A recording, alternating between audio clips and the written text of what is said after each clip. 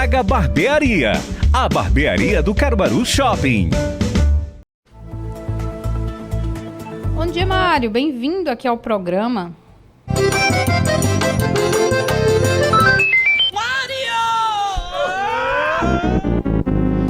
Olá, bom dia a todos, né, que estão acompanhando aí o Jornal desde cedo e também o Café Forró e Político e o Acorda. Pois é, né, confirmar aqui o adiamento da agenda da governadora Raquel para o próximo sábado aqui em Caruaru. O que foi que aconteceu, Mário Flávio? O que aconteceu que quem marcou esqueceu que tinha o feriado na sexta-feira aqui da padroeira, né? Então muita gente vai viajar, muita gente vai aproveitar o feriadão aí, dar uma esticada, dar uma descansada. E o pessoal temeu, né, de que de repente pudesse ser esvaziado ou não pudesse ter a repercussão que se imaginava que teria. Então houve o adiamento aí para a semana que vem, para o dia 21. Também Santa Cruz de Capibaribe acabou sendo adiado também. E houve uma inversão, né? A governadora vai para outra região no sábado agora e na semana que vem ela vem para Caruaru. Dia 21, né? É interessante, eu acho que acertaram nessa questão, porque Laís ia ser um pós-feriado, né? O pessoal está naquela ressaca do feriado, muita gente não iria, a verdade é essa, porque o pessoal aproveitou o feriado para, quem não viajar, geralmente o pessoal gosta de dar uma esticada aí na balada e tal, e acabar não tendo a quantidade de gente que o governo esperava, e eu acho que não era nem isso, era a repercussão que não ia ter, que o governo esperava aqui do movimento em Caruaru. Então, acho que dessa vez, eles acertaram nessa questão, e mostra mais uma vez, né, que o pessoal que comanda a agenda da governadora precisa ter mais cuidado, né, em alguns detalhes aí para evitar esse tipo de choque de agendas com uma data importante, como é o caso da padroeira de Caruaru. Então, houve essa mudança na agenda de forma acertada, acredito que sim. Né? Hoje, né, nós vamos ter aqui no âmbito da política local, né, mas em repercussão nacional, a posse aí, né, do Silvio Costa Filho, né, que muda o patamar dele, né, ele hoje, né, todos os ministros, né, todos os pernambucanos, os deputados que foram ministros, acabaram depois tendo um protagonismo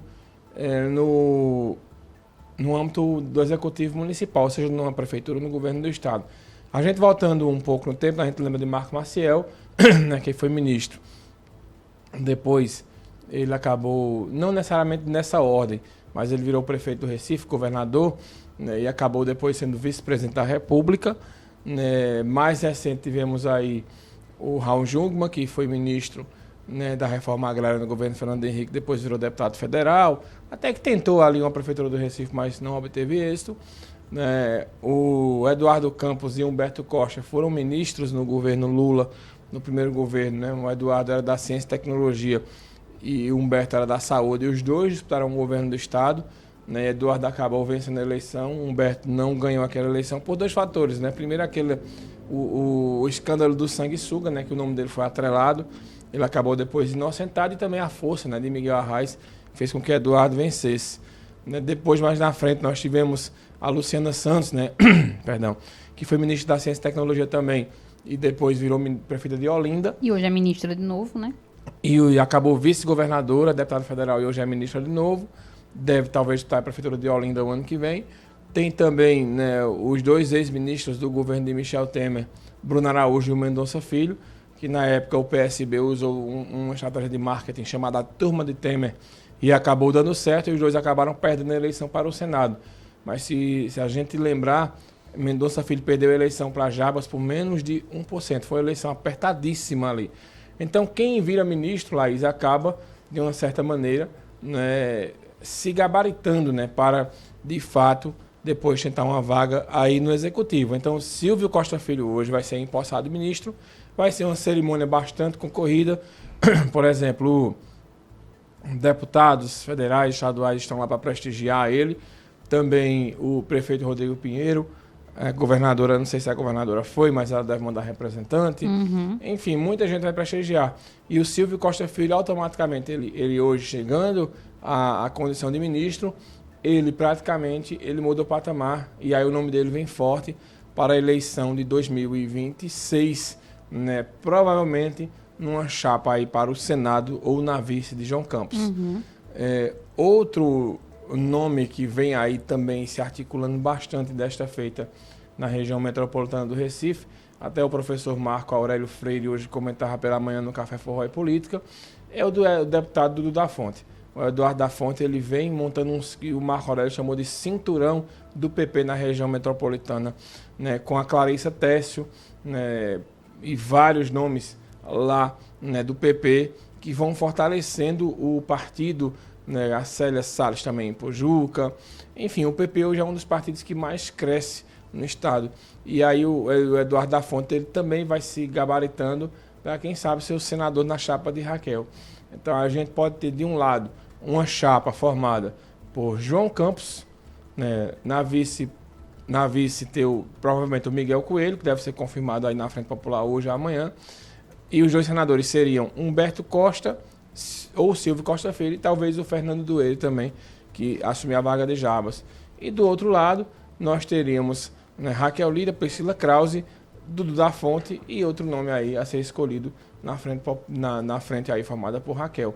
Então, Laís, seria de fato, né, nós estamos prevendo aí, se tudo ocorrer nos conformes, porque na política às vezes, né, muda muita coisa, nós devemos ter uma das eleições mais disputadas da história no pleito de 2026, com essa chapa aí de Raquel de um lado e a chapa aí liderada por João Campos do outro. Claro, a gente está falando aqui de um campo hipotético, porque ainda tem a eleição do ano que vem, e essa eleição do ano que vem vai dizer muito. Por exemplo, João Campos ganhando a reeleição, quem é o vice dele? Vai dizer muito sobre essa aliança que o partido deve informar. O PT vai ter candidatura própria, vai indicar a vice de João Campos. Quem vai ser o candidato de Raquel? É Túlio Gadelha mesmo? Túlio Gadelha vem se colocando aí como nome para disputar a prefeitura. Já disse que queria ter a Cacau de Paula na vice. Seriam bons nomes aí de Raquel, ou seria uma eleição tranquila aí por João Campos? Porque aí seria uma eleição esquerda contra esquerda, né? Como é que vai ficar também, por exemplo, lá o PL de Bolsonaro, né? O Gilson Machado é candidato mesmo. E Gilson Machado não ir ao segundo turno, quem ele apoiaria na eleição esquerda contra esquerda? João Campos ou o Túlio Gadelha? Né? Acho que não apoiaria ninguém, né? Porque não faz o menor sentido. Mas, enfim, são situações que a gente vai vendo, que vão se formando.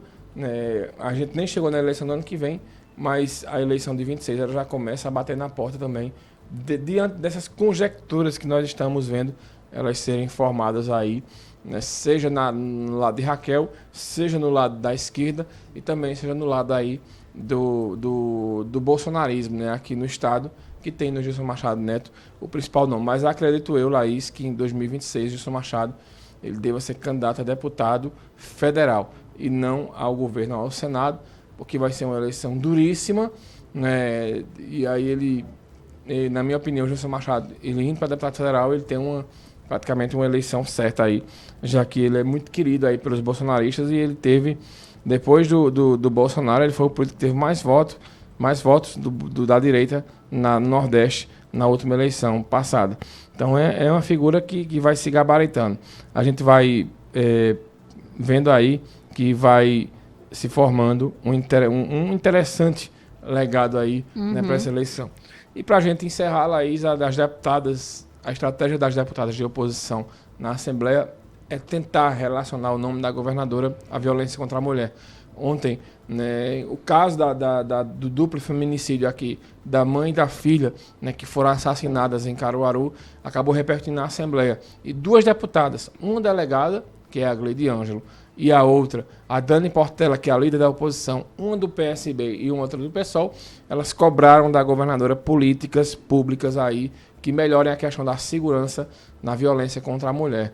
E aí, né, Laís, isso repercutiu bastante, porque está claro, né, que se os números da violência contra a mulher não melhorarem, ou a esquerda, as deputadas de oposição, elas vão tentar aí, né, constranger a governadora Raquel, que é a primeira governadora mulher do estado, e vão tentar dizer que no governo de Raquel piorou a questão da segurança da violência contra a mulher no estado e também a segurança das mulheres. Então vamos saber como é que o governo do estado vai reagir, já que ontem os deputados governistas, eles mais uma vez silenciaram sobre essas acusações aí da Dani Portela e também, né, da delegada Gleide Ângelo.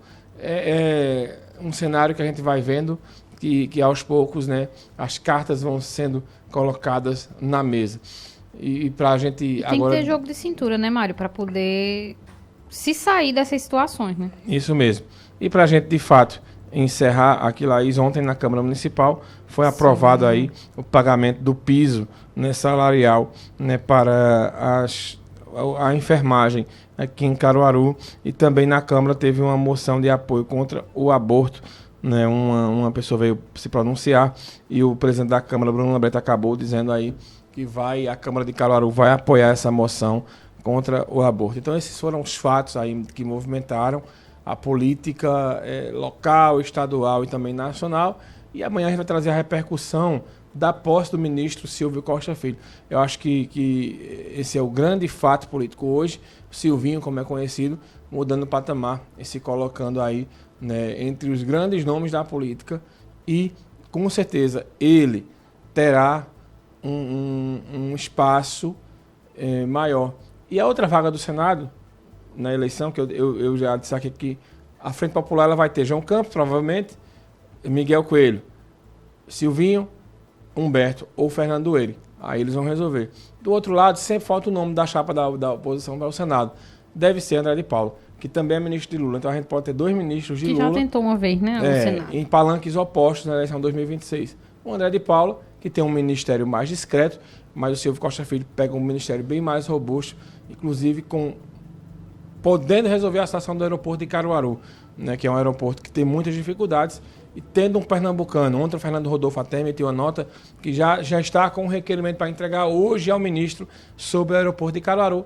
Eu até brinquei com o Fernando Rodolfo, você se pautou na matéria que eu fiz do blog, né, que o aeroporto de Caruaru pode ter uma nova repercussão, e ele confirmou que foi a partir da matéria que ele pensou na ideia do requerimento. Muito bem, que a gente seja beneficiado, né? Obrigado, Mário, até amanhã. Valeu, Laís, e tomara, né, que esse aeroporto de Caruaru, ele de fato, ele melhore. E lembrando que no estado de entrevista hoje, dentro do Manhã Cidade, às 11 horas, tem o Radar Agreste, né, com Ney Lima, e os fatos pitorescos da política da zona do Agreste setentrional. Valeu. O cafezinho. Vamos tomar um café logo cedo com os principais fatos políticos da região, num bate-papo descontraído sobre política, regado a um bom café. Apoio Senhor Braga Barbearia, a barbearia do Caruaru Shopping.